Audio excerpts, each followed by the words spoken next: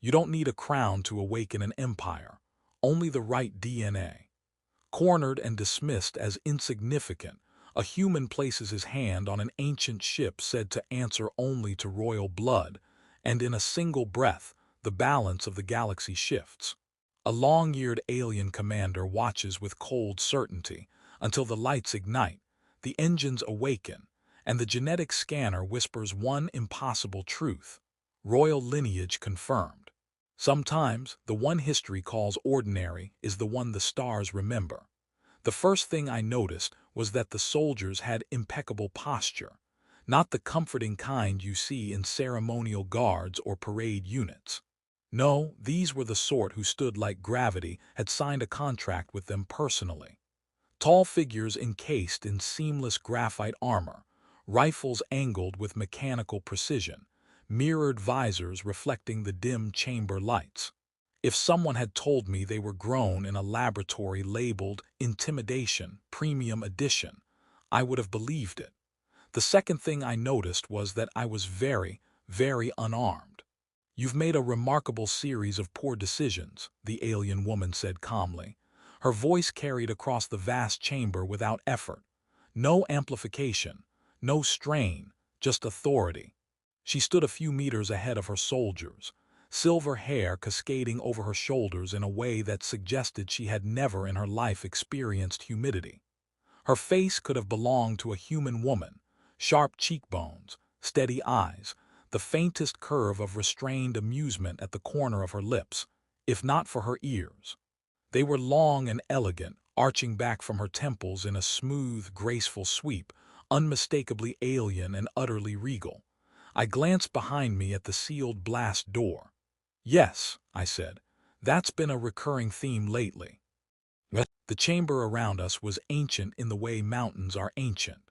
The walls were made of dark alloy veined with faint blue luminescence, circuitry woven through metal like fossilized lightning. At the center of it all rested the ship. Not docked, not displayed, resting. As if the entire planet had been built around it out of respect. It was enormous, sleek and curved, its hull etched with patterns that shifted subtly as if they were breathing.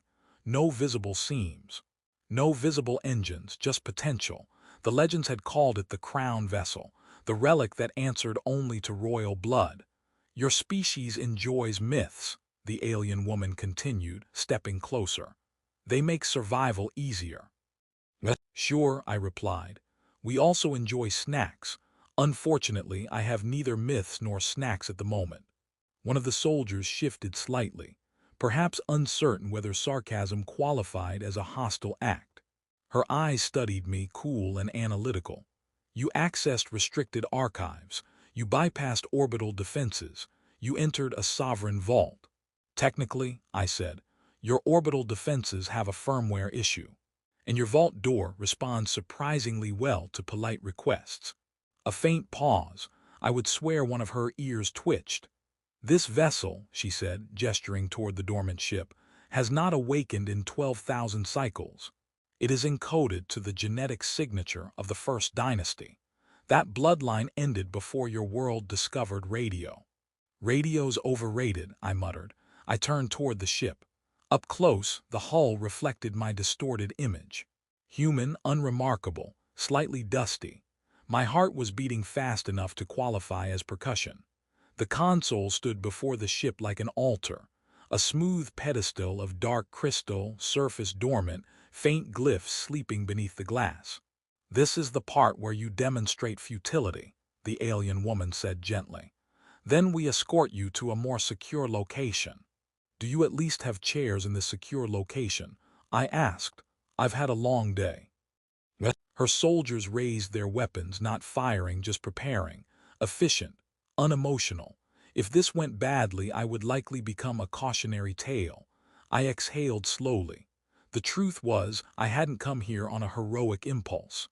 I had come because the records I'd uncovered on Earth were impossible. Human DNA markers embedded in galactic treaties older than our civilization. References to a vanished ally described only as the hidden sovereign line. A line erased from memory but not from code.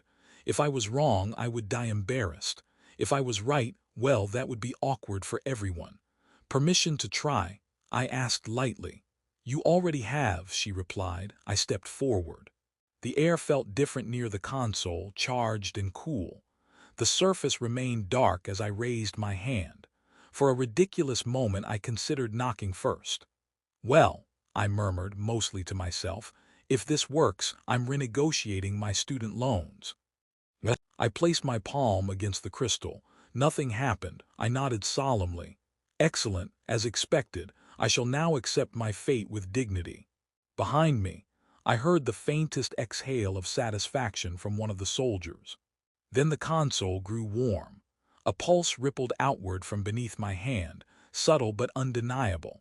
The crystal flared with sudden light, lines of gold racing beneath the surface like awakened veins. The chamber lights flickered in response. I blinked. Oh.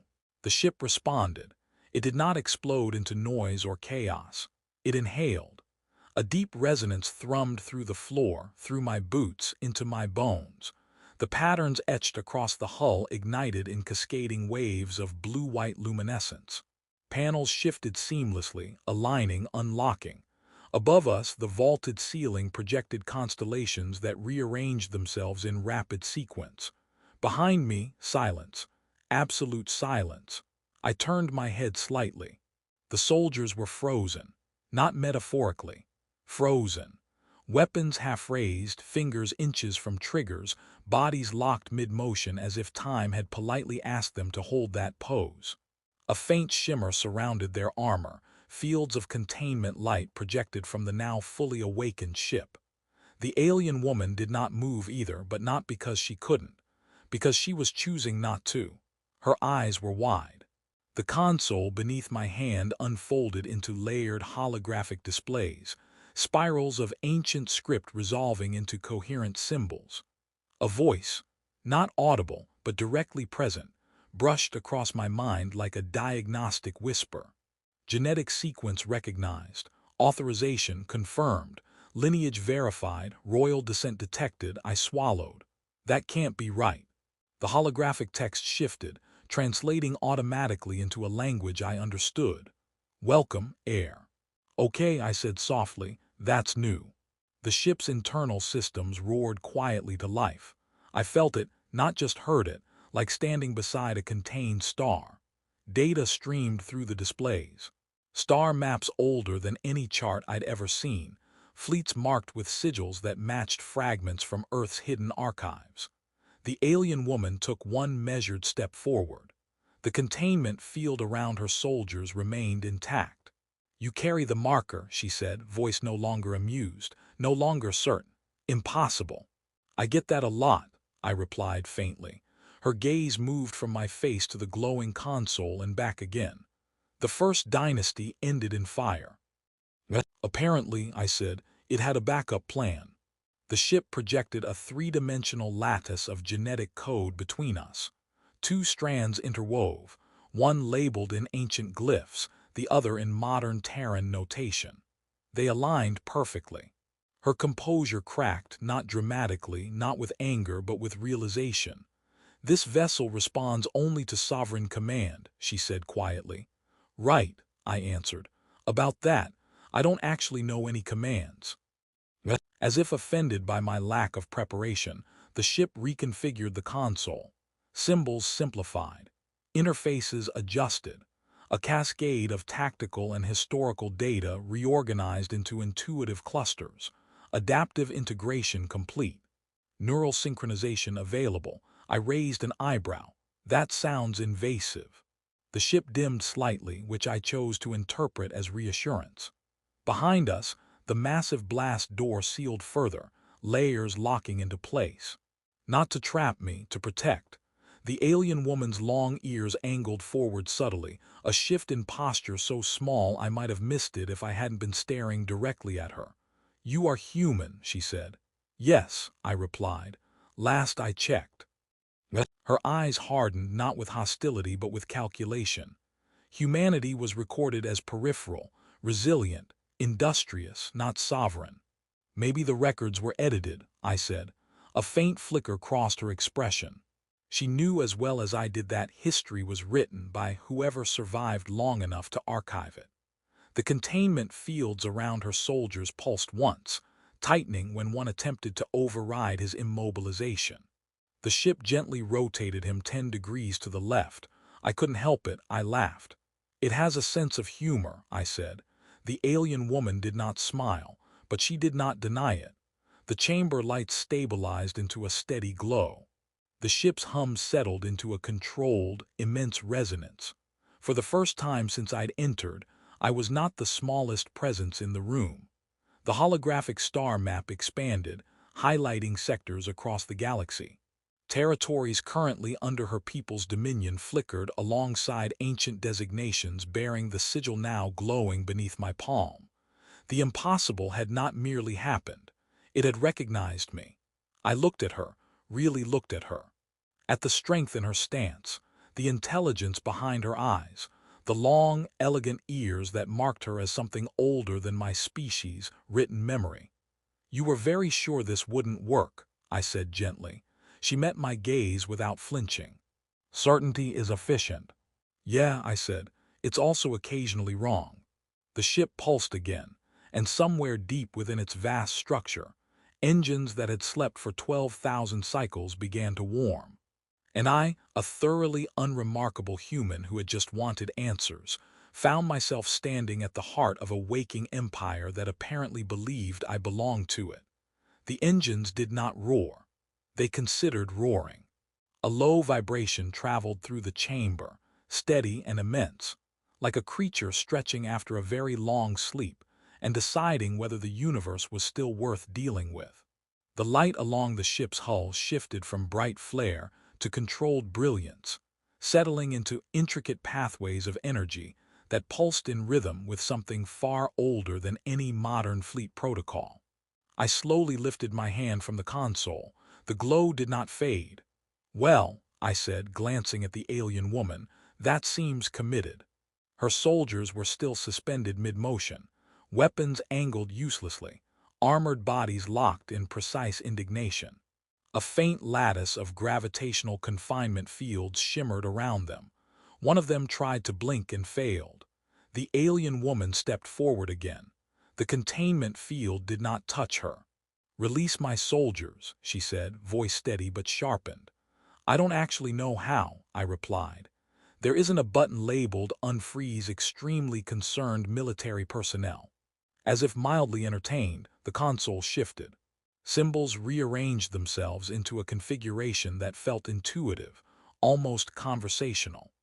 A thin arc of light extended from the display toward me, hovering near my temple without making contact.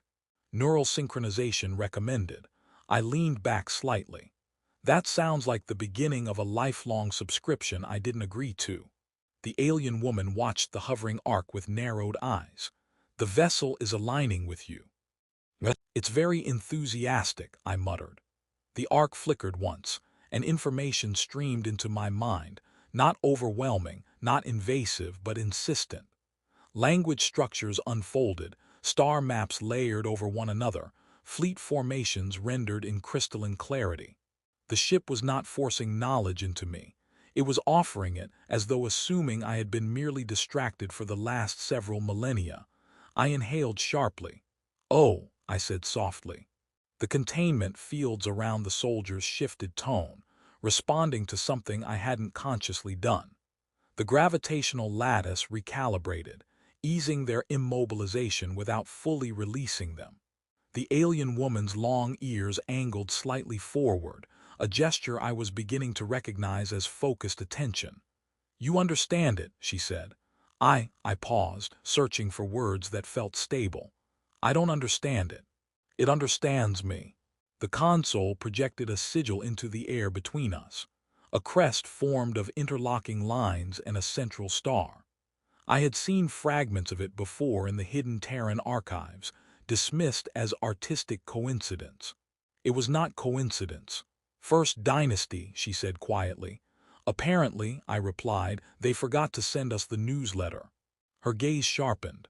"The First Dynasty did not fall quietly, they were erased." "Bad public relations," I said, "happens." The ship responded to my tone with a faint harmonic shift that felt suspiciously like agreement. The star map expanded again, highlighting systems far beyond the boundaries of her empire.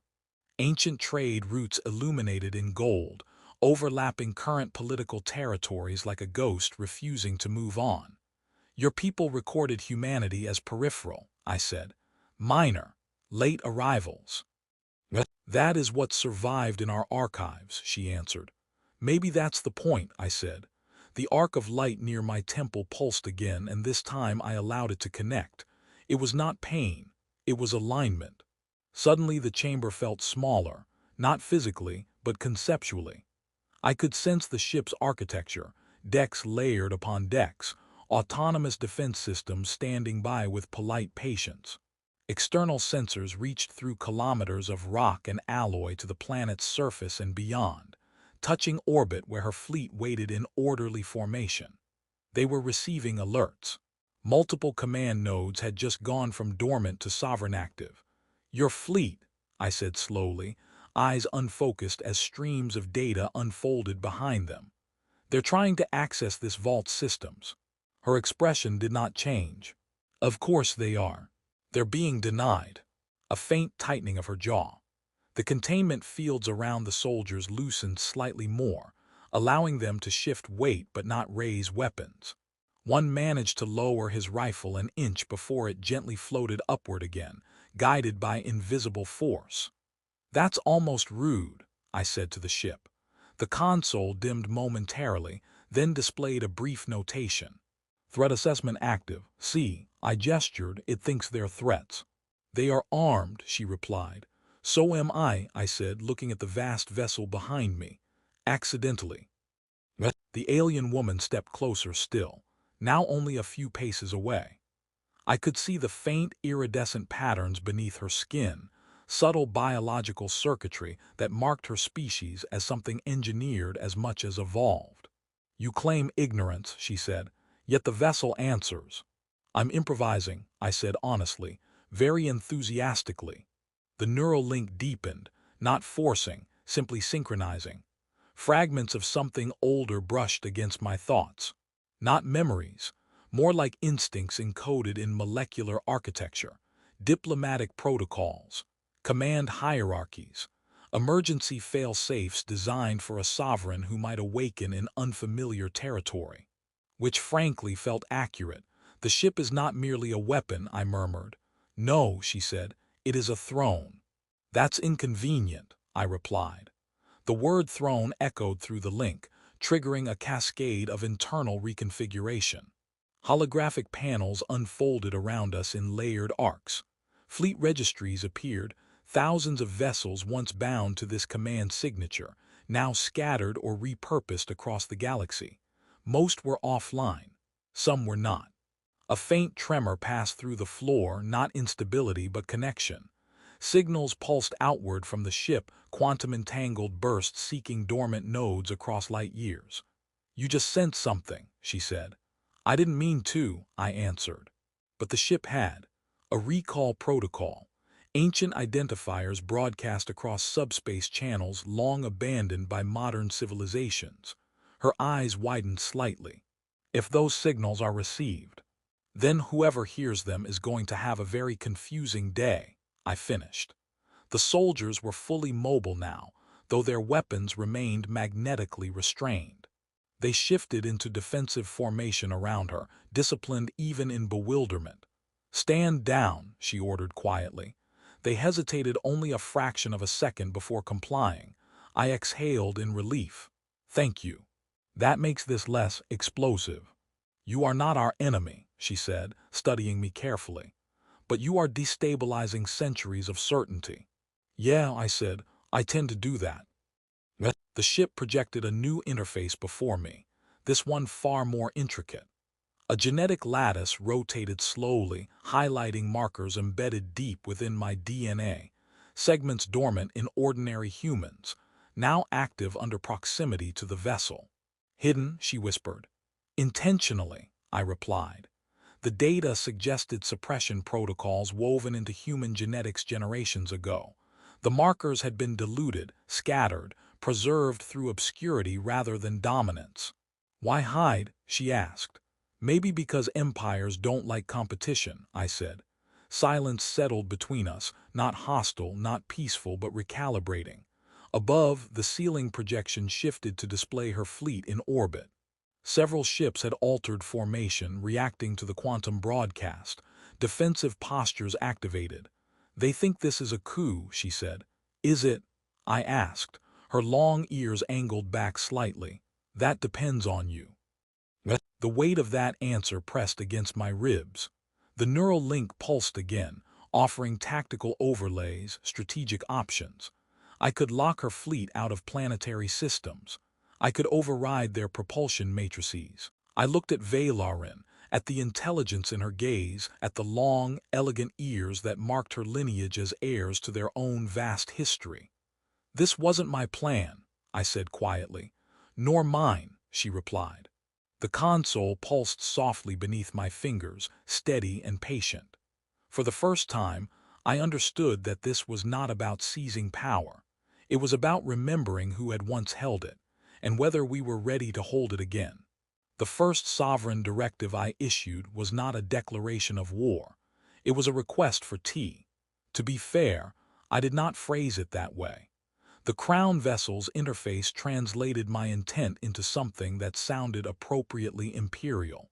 Atmospheric stabilization across all decks, civilian-level environmental settings, de-escalation of active threat protocols. But internally, I was thinking, everyone relax before someone vaporizes a moon. Commander Vaelaryn stood beside me at the central console, silver hair catching the ambient glow of the ship's fully awakened core. Her long ears were angled neither forward nor back now, but balanced, alert, measured. Around us, her soldiers remained in disciplined formation, though their weapons were no longer restrained. They simply were not pointing them at me. Progress. Orbiting above, her fleet had shifted from combat formation to holding pattern. The recall signal the ship had broadcast earlier had begun to return faint echoes, ancient transponders flickering to life in distant systems, automated stations acknowledging a command signature they had not heard in 12,000 cycles. The galaxy, it turned out, had excellent long-term memory. "You understand the protocols now," Vaelaryn said quietly. "I understand enough to be dangerous," I replied, "which is apparently the minimum qualification for royalty." The neural link with the vessel no longer felt intrusive. It felt familiar, like a muscle I had forgotten to use. Streams of data flowed when I reached for them and quieted when I didn't. The ship did not command me. It responded. And that was the difference. "We have received responses from 3 outer sectors," one of her officers reported through the holographic channel. "Dormant First Dynasty beacons have activated. They are awaiting instruction." Vaelaryn studied me carefully. "Those sectors were absorbed into our empire centuries ago." "I'm not planning to repossess them," I said. "I don't even have furniture." A faint ripple of restrained amusement moved through her bridge crew. It was subtle, but it was there. The Crown vessel projected a layered map of contested territories, regions where Vaelaryn's empire maintained uneasy control over worlds that had never fully accepted annexation. The ancient markers aligned with those same systems. The implication was clear. "You could assert authority," Vaelaryn said, "legally, historically, and start a civil war before lunch." I shook my head. "No." The ship pulsed in quiet approval. I focused instead on the deeper archives it had unlocked for me. The truth of the First Dynasty unfolded not as a story of conquest, but of coordination. They had not ruled through domination. They had anchored alliances. Their authority came from being the central stabilizing node in a volatile galaxy. When they were erased, betrayed, according to fragmented records, the network collapsed. Power fractured. Empires rose in the vacuum, including hers. "You were not our enemy," Vaelaryn said, as if continuing a thought from hours earlier. "Your line chose withdrawal." "Survival," I corrected gently. "Someone buried us on purpose." The genetic markers within humanity had not been random remnants. They were safeguards, diluted sovereignty, scattered across billions of ordinary lives so thoroughly that no purge could extinguish it completely. A redundancy plan written in DNA. I'm not here to reclaim a throne, I said. I'm here because the ship woke up. And why do you think it did? She asked. I considered that because someone needed it to. Because the balance had tilted too far. Because history has a habit of circling back when people forget the original agreement. The Crown vessel transmitted a new data set to both our fleets, ancient accords encoded in quantum-locked archives. Non-aggression pacts, mutual defense clauses, shared technological development frameworks between the First Dynasty and Vaelaryn's ancestors, not conqueror and subject, partners. Her officers fell silent as the authenticity signatures verified. Vaelaryn exhaled slowly. Our founding texts mention a silent benefactor, a power that withdrew rather than dominate. Terrible branding, I said, very mysterious. Not helpful in history class. Her lips twitched, just slightly. The subspace channels flared again as additional dormant nodes responded to the recall. Automated defense arrays once thought defunct acknowledged the sovereign signature. But instead of arming, they shifted to standby, awaiting coordination input. The galaxy was not preparing for war. It was waiting for direction. I felt the weight of that more heavily than any weapon. I don't want command, I said finally. Vaelaryn's gaze sharpened. You possess it regardless. I want restoration, I clarified. Reconnection, the network, not the crown. The ship responded by reshaping the primary interface into a lattice, multiple nodes interconnected, none dominant.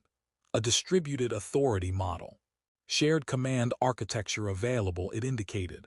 Vaelaryn looked at the projection, then at me. You would divide sovereignty, she said. I'd redefine it, I answered. No single throne. A council anchored by the crown vessel but not controlled by it. The First Dynasty wasn't meant to rule alone. It was meant to stabilize. And you believe my people would accept this? I believe, I said carefully, that your people prefer stability to endless border conflicts. Silence stretched between us, not tense now but thoughtful. Behind her composed exterior I saw calculation, but also something else. Relief. Her empire had expanded through strength. It had maintained order through discipline, but it had also inherited centuries of unresolved strain. The crown vessel began transmitting the proposed framework across secured channels. Not as an ultimatum, as an invitation. Joint Sovereignty Charter draft initiated. Ambitious, Vaelaryn murmured. Understatement of the millennium, I replied. Hours passed, though it felt different inside the ship, as if time had agreed to be patient. Negotiations unfolded across multiple systems. Skeptical admirals demanded guarantees. Peripheral governors demanded representation. Ancient automated sentinels verified legitimacy. I remained at the console, not as a conqueror but as a mediator. Each decision I made felt less like issuing orders and more like adjusting balance. At some point, I realized something subtle had shifted inside me. When I first placed my hand on the console, I had been reacting, cornered, desperate, improvising. Now I was choosing. The neural link no longer overwhelmed me with data. It waited for intent. It trusted me to ask. Vaelaryn stepped closer again as the final confirmation came through. The majority of her High Council had agreed to provisional integration. Autonomous worlds formerly in quiet rebellion signaled cautious approval. The galaxy did not erupt, it recalibrated. It is done, she said softly. Provisionally, I corrected. Of course. The containment vault around us opened gradually. Layers of alloy retracting to reveal the vast hangar beyond. Her soldiers relaxed their posture fully for the first time since I'd arrived. One of them finally lowered his rifle completely and muttered something in his language that, judging by the tone, roughly translated to, well, that escalated strangely. I smiled. The crown vessel's engine stabilized into a steady hum, no longer stretching but settled. The recall signals shifted to maintenance mode. The ancient fleet nodes that had responded entered cooperative synchronization with Vaelaryn's command structure. No civil war, no conquest, just a network remembering how to function. "You have altered the course of our empire," Vaelaryn said. "You've altered mine," I replied. She tilted her head slightly. "Your world does not yet know." "They will," I said, carefully.